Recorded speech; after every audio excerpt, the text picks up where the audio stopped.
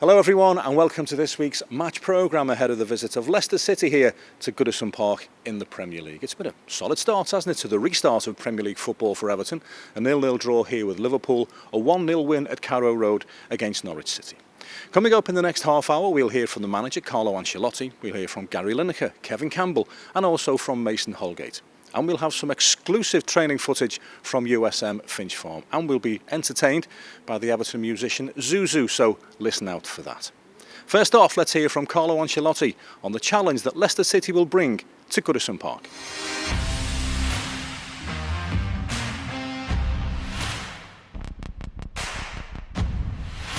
Difficult team, the difficult match against a strong team. They have they are really fast in front. Vardy is really dangerous player. They have a really good organization. They are doing really well. They are in the third position of the Premier League. They are doing a fantastic season. And so it will be difficult. I think that our moment is not bad. It's good. I think what I have seen this week in training give me confidence to play a good game tomorrow. Is it a surprise to see Leicester so high on the table, or not to you? No, surprise. I think that surprise, of course. Brendan did a fantastic work, in my opinion, and he put some new players in the squad, and he rebuilt a little bit the squad.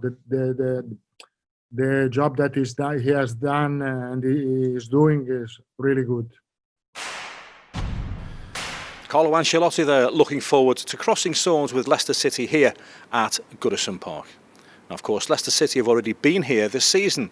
They came here in the EFL Cup and won on penalties. But the outstanding moment of the night was a wonderful goal, a peach of a goal from the wand of a left foot of Leighton Baines. Let's enjoy that goal once again, and we've thrown in a few more crackers as well from Everton-Leicester games over the years.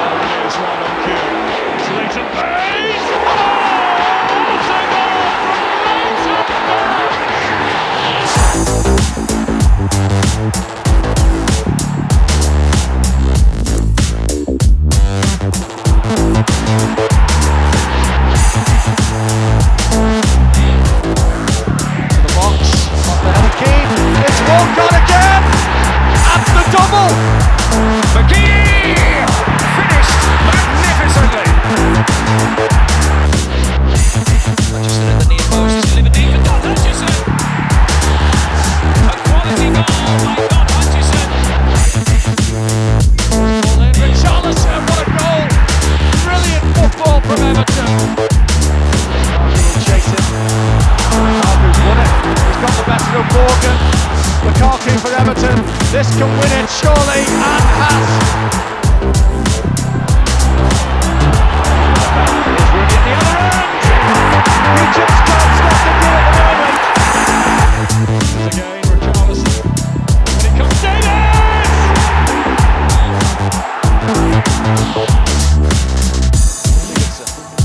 Well done. Sigurdsson. Oh, that is fantastic. A piece of individual brilliance. Some cracking goals there, weren't there, to enjoy. Now, when football stopped in March, the void it left behind was absolutely immense and was felt by everybody. Now, our mission was to make sure that our supporters stayed connected with the football club, stayed connected with the first team squad.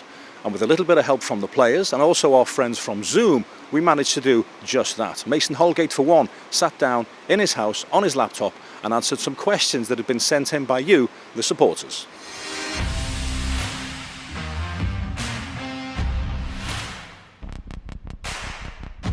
Hi everybody, it's Mason Holgate here. Thanks for sending in your questions and I'm going to answer as many as I can.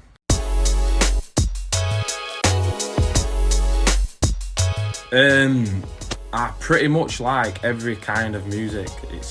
I feel like a lot of people say that, but I actually do like every kind of music, except from like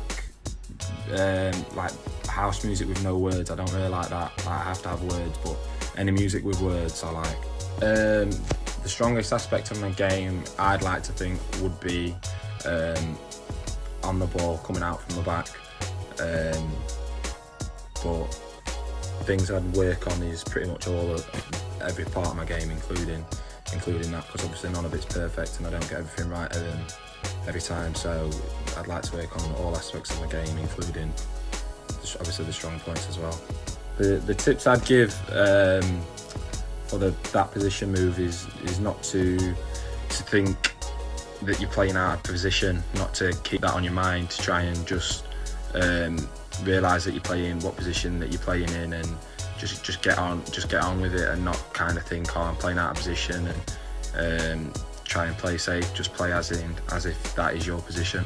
Between Tom and Dom, I genuinely couldn't pick between them. They're both my really close friends, not just as football, but like outside of football, and I'd class them as my actual friends. So I don't think I'd be able to pick between either of them. My favourite Everton kit would probably be the blue one. The funniest player at Everton is probably Tom Davis. He's always up to something. If something goes wrong in the changing room, or something's happened, he's always the first person everyone looks at, so I'd probably give it him. Easiest question at day, chocolate fingers, every day at week. It's just the one. Yeah, it was really good to score my first goal. It kind of got made a bit of a joke of that I'd not scored in a while, and like I'm not really great at scoring in training and stuff like that, so people were laughing, mainly Jordan, to be fair, saying that I'm never going to score, so to finally get one in was good. I was really excited when we got Big Afro. Obviously the players he's worked with and the things that he's done, to get a chance to be able to work with someone like that was hugely exciting, and it still is, so I was really looking forward to it, and I'm loving every moment of it. Well, as I mentioned before, we heard from Mason Holgate there. Everybody at Everton Football Club has been working really hard to make sure that all the supporters stay totally engaged with the football club. We've worked hard to provide you with the best possible content, the best possible coverage. Everton Football Club's Head of Engagement and Communications is Scott McLeod to tell us a bit more.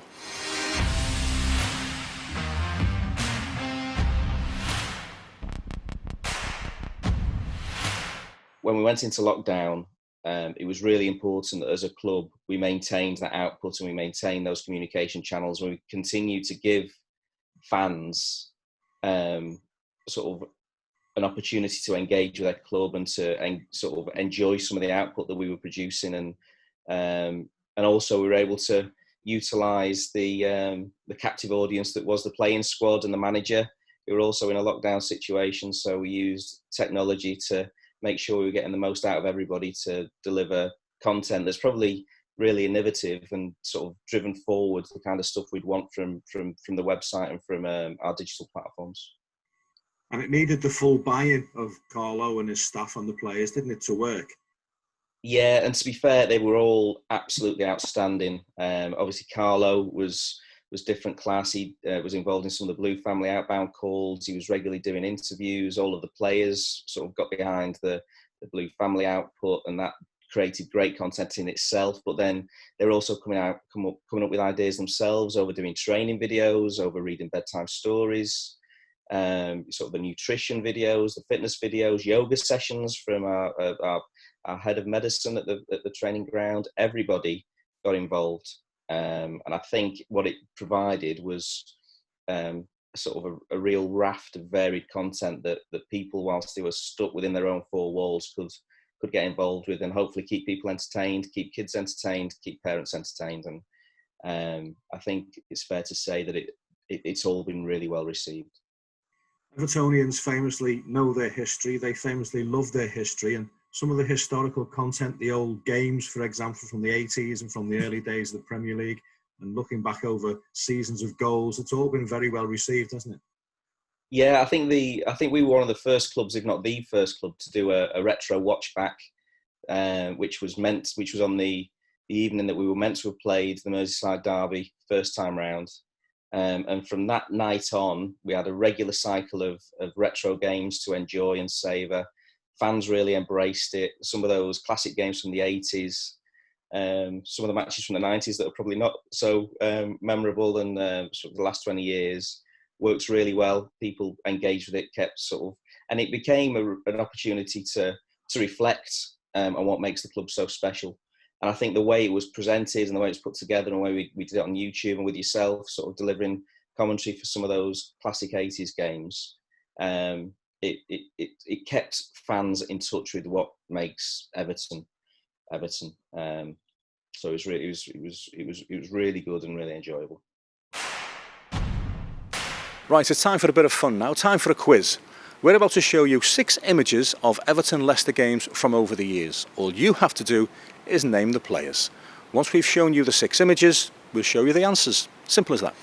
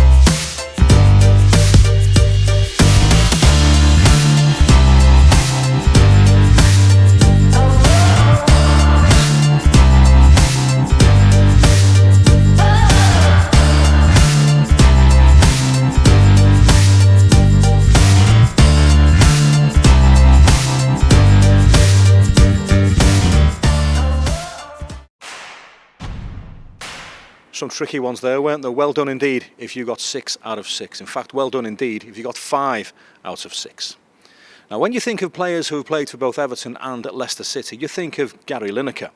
Lineker came to Goodison Park from Filbert Street back in 1985. Personally, he had a fantastic season, but of course the campaign ended in disappointment, double disappointment for Everton. I caught up with Gary Lineker recently for an official EvertonFC.com podcast. He spoke really well about his time at Everton, and he told me that Everton weren't the only club interested in his services in the summer of '85.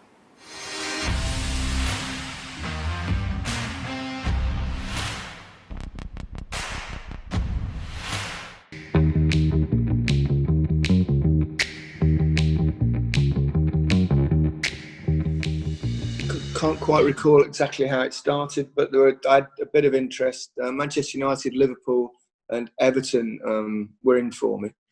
And obviously they were dealing through my agents at that point because I'd let my contract run out at Leicester. Although in those days, of course, if at the end of your contract you weren't on a free, but I ended up going to a tribunal where they, you know, the two clubs can't agree a price. It was determined at Lancaster Gate. It was very odd. So I was aware of the interest of 3 clubs, and it basically came down to whether I would sign for Manchester United, Liverpool, or Everton. Now, Manchester United at that stage, I think Big Ron was in charge. You know, they weren't obviously the club with the success they had latterly under Alex Ferguson. With Liverpool and Everton, it was a tough choice, but I figured they already had Ian Rush, and I thought I was quite similar and might find it difficult to break in there. Howard told me that Andy Gray was leaving. Obviously, I knew that would be a tough act to follow because he was loved at, and quite rightly so, at Goodison. So I thought that would be tough, but in the end, meeting Howard, it made my mind up really, and I certainly don't regret that decision. It was, a magnificent year. But shame it was only a year, but it was great. Would it have been a bit easier for you if you'd have kept Andy Gray, if you didn't have to replace or to be seen to be replacing someone as popular as Andy Gray? Well, I scored 40 goals, so I don't think it was that difficult. No, that's because of the quality of the team I played with. It was difficult at the start. I didn't, I knew he was obviously popular. I didn't realise how revered he was amongst Everton fans, understandably after what they'd done, particularly the previous season. So I remember my first game and they first home game, and they read out the team sheet as they always do before kickoff, and it went number 7, Trevor Stephen, and it cheered everybody, and then it went number 8, Gary Lineker. There's a few cheers, but also a few boos, and I thought, what's that? Because a lot of the fans weren't happy that he'd sold Andy Gray. Now it wasn't obviously my fault. I didn't know. I didn't idea of those circumstances. But I thought, whoa. And then I had not a very good opening game. And then I went to another couple of matches without a goal. I was getting pelters in the Echo from letters and all sorts. And I thought, oh dear, this is not good. And then I scored away at Tottenham 1-0, diving header, Trevor Stephen cross, and that kind of settled me a bit. And then within another 2 games, I got a 3 and then a 2. And after kind of 6 games, I had 6 goals. I was top scorer in the league. And then gradually the fans warmed to me a little bit and perhaps got over Andy. And then once I got around Christmas, I think we had a couple of games, Blackburn and Manchester United at home, and we won. And I scored in both. And then it was different from there on in. It was like it was a great relationship. But like all good relationships, you have to work at it at the start.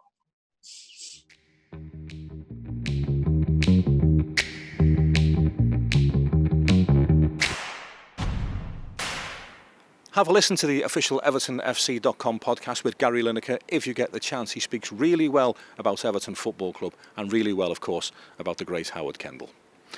Right, let's hear now from Michael Keane. What a week he had last week. He became a father for the first time. He was part of a defence that kept a clean sheet in the Premier League. And then he goes and scores the winning goal.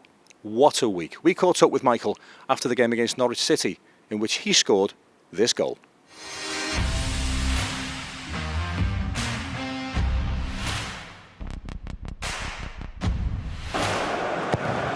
Luca Dean takes an Everton score. How about that from Michael Keane? Everton score from the set piece. Michael Keane delighted. And I think a few fans have been picking up with our training videos and a few scoring quite a few. So did you feel it was coming? Yeah, I've been knocking them in lately. A lot with my feet, to be fair, but then also a few with my head the day before games when we work on set play. So I'm feeling confident in front of goal at the minute. Just needed one to come to me. It was a great ball in by Lucas, and I just glanced it, but it was a good header. And the celebration? Do you want to explain that? Yeah, my daughter was born yesterday, so I didn't actually train. So I just met with the lads this morning, so it was a special day yesterday. It's been a special week, so to score, it just tops it off.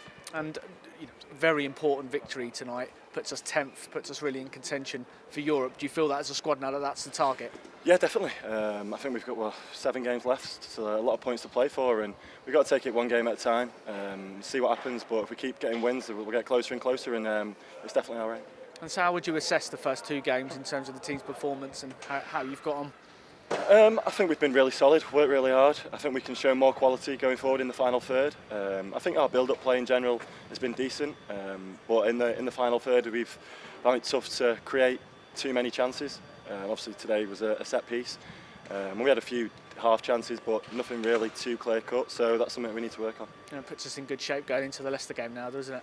Yeah, it'll be another massive game. Obviously Leicester are looking good themselves, so it'll be tough, but we'll be ready, and if we can win that, it'll put us in a great position. Our last interview this week is with Super Kevin Campbell. Now, back in the spring of 1999, Everton needed a hero. We needed someone from somewhere. Manager Walter Smith went to Trabzonspor in Turkey, and he came back with Kevin Campbell. Super Kev's goals endeared him immediately to the Goodison Park faithful. I spoke to him recently, and nobody loves Goodison Park more than Kevin Campbell, but he admitted that in these strange, unprecedented times, home advantage is no longer there.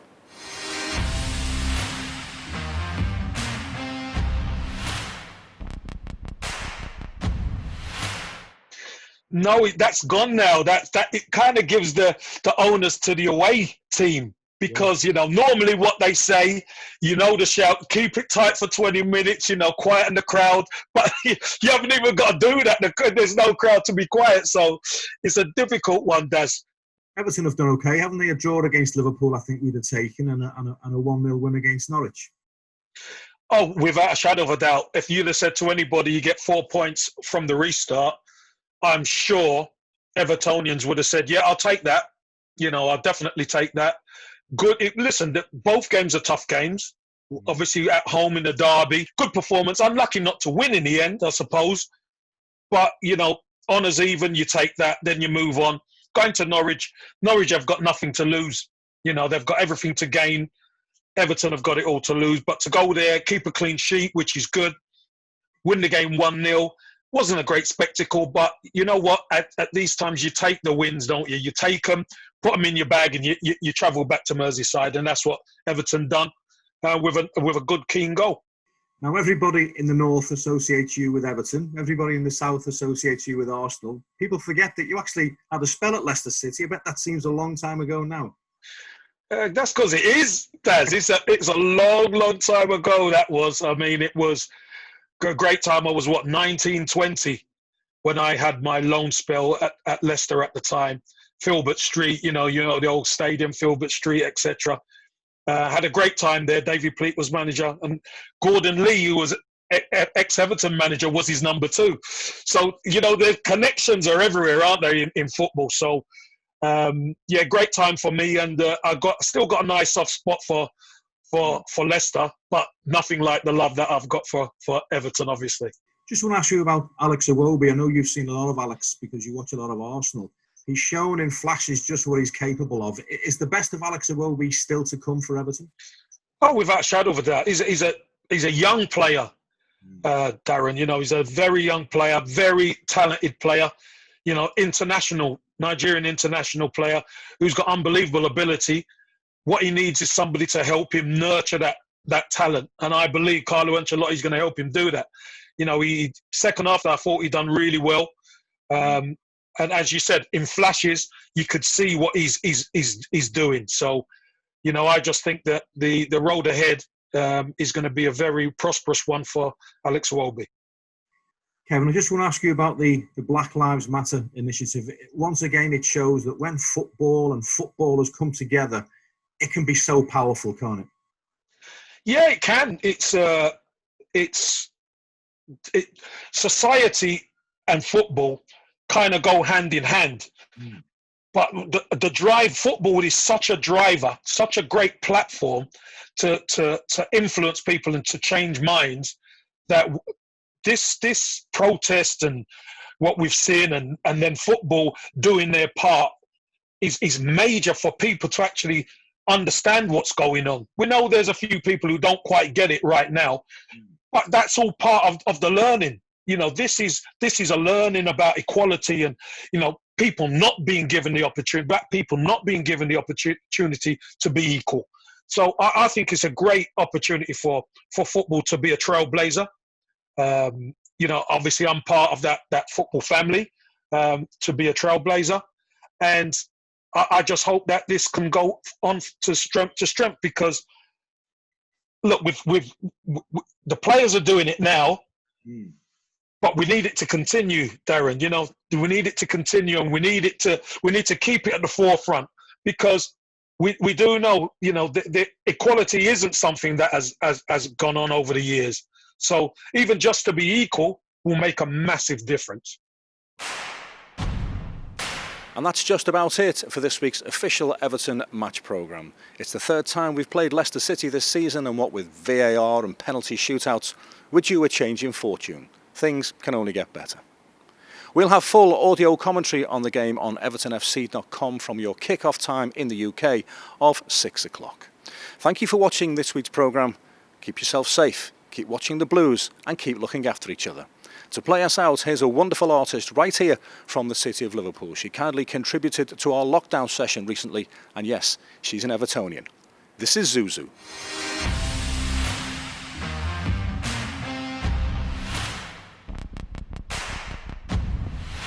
Hello, my name is Zuzu and this is Corin.